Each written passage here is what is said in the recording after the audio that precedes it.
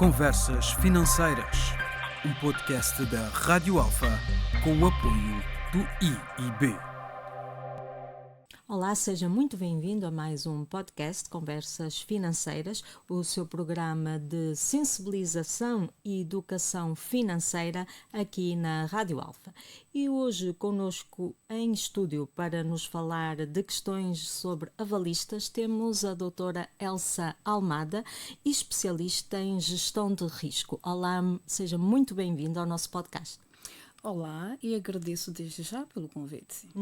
Doutora Elsa, vamos por partes porque o tema é importante, digamos assim, e precisa que as pessoas tenham mais conhecimento sobre estas questões de avalistas e das responsabilidades também que tem um avalista.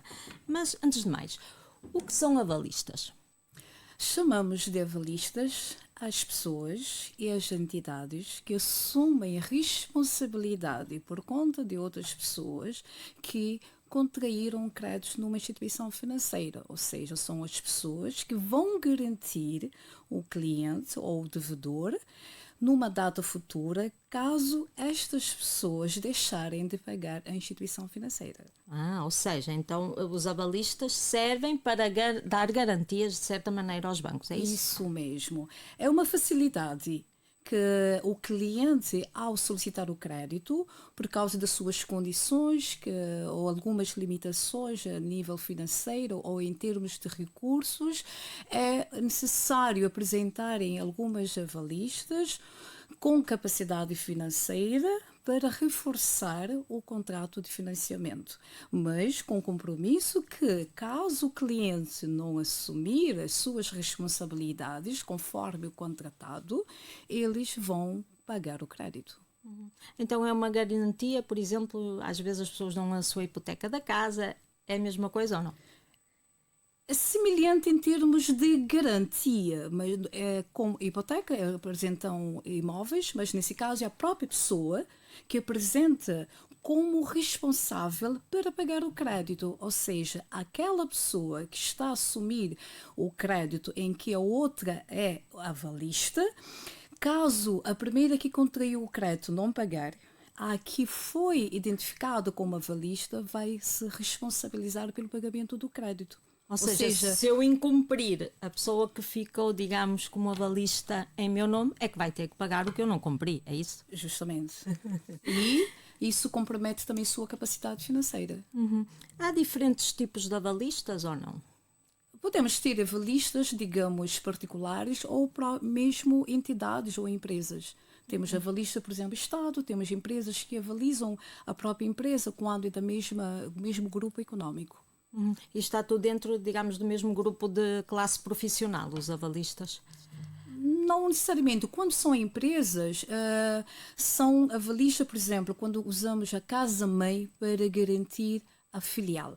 Por exemplo, temos uma empresa aqui em Cabo Verde, mas a casa-mãe está em Portugal. Então, aquela casa-mãe pode ser também avalista desta empresa que está cá. Porque tem o mesmo... faz parte da mesma família, digamos assim. Já estou mais esclarecida. Agora vamos espreitar o que é que pensam os cidadãos comuns, digamos assim, o que é que as pessoas pensam sobre isto de avalistas, se sabem o que é um avalista ou não. Eu acho que deve haver muitas dúvidas, mas vamos conferir. Conversas Financeiras com o apoio do IIB. Sabe o que é avalistas? Nunca tenho uma noção clara sobre aquela. Bom, avalista se calhar é pessoas que estão a fazer aquela avaliação para hoje se realmente vou ter condições ou não para fazer aquele pagamento de aquele empréstimo, para poder garantir o banco, mas vou conseguir pagar e mesmo poder prestar o dinheiro. Temos aqui um mix de quem não sabe nada sobre avalistas e quem está minimamente informado ou não.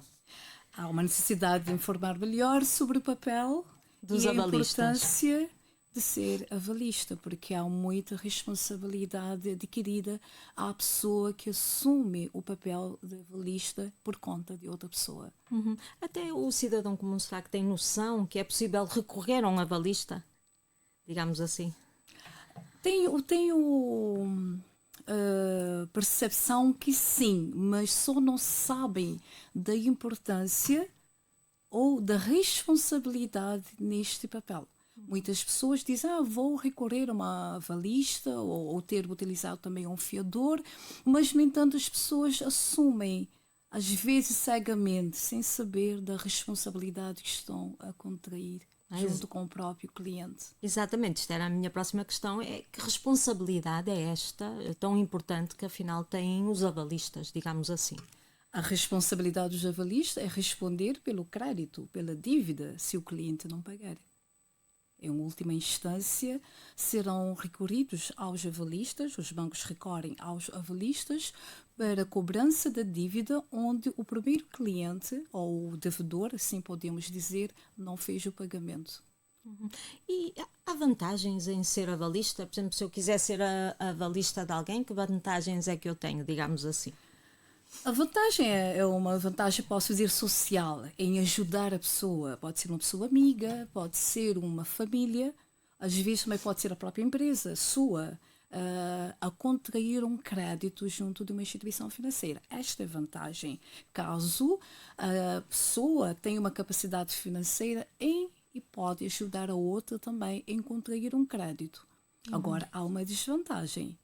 Exatamente, eu ia perguntar a desvantagem, qual é a grande desvantagem, digamos assim? A desvantagem é o risco que se o cliente ou o devedor não pagar, a pessoa também, a avalista, fica com histórico de não pagamento. Fica com o seu histórico comprometido junto das mesmo, instituições. Justamente. E também pode comprometer a sua capacidade em contrair crédito pessoal, porque já tem uma responsabilidade junto com uma pessoa. Ao ter uma necessidade de um crédito próprio, isto também é levado em consideração. Ou seja, a responsabilidade que já assumiu em nome de alguém, como avalista, e também a sua responsabilidade pela necessidade de contrair um crédito próprio. Estas condições também são consideradas numa análise de risco de crédito e às vezes podem comprometer a própria capacidade da pessoa numa situação futura. E também a outra forma de comprometer e que às vezes pode gerar até conflitos, né? Caso a pessoa não pagar o crédito, pode ter conflitos em termos de relacionamentos pessoais. Estamos quase no final do nosso podcast, mas eu gostaria de saber, e acho que as pessoas lá em casa também, é se, por exemplo, eu posso ser avalista de várias entidades ou empresas ou pessoas, há um limite do número de pessoas com que eu posso ser avalista, digamos assim, ou servir de fiador? O que determina o limite é a sua capacidade financeira. Muitas pessoas nem mesmo têm capacidade financeira para ser fiador. Também, ao ser fiador, temos que entender quem é a pessoa que estamos aqui a assumir a responsabilidade. É uma pessoa idónea, uma pessoa com capacidade, é uma pessoa que tem vontade de pagar o seu crédito. Temos, como avalista, a ter essa capacidade também de analisar a pessoa que estamos a assumir o compromisso. Ou seja, antes de eu avançar com a vontade de servir de fiador ou avalista para alguém, temos que analisar todos os prós e contras muito bem analisados. Justamente, da pessoa que está a pedir para ser avalista. Doutora Elsa, foi um prazer tê-la consigo aqui no nosso programa, podcast Conversas Financeiras, e espero encontrá-la mais vezes. Agradeço e aguardo pela próxima oportunidade.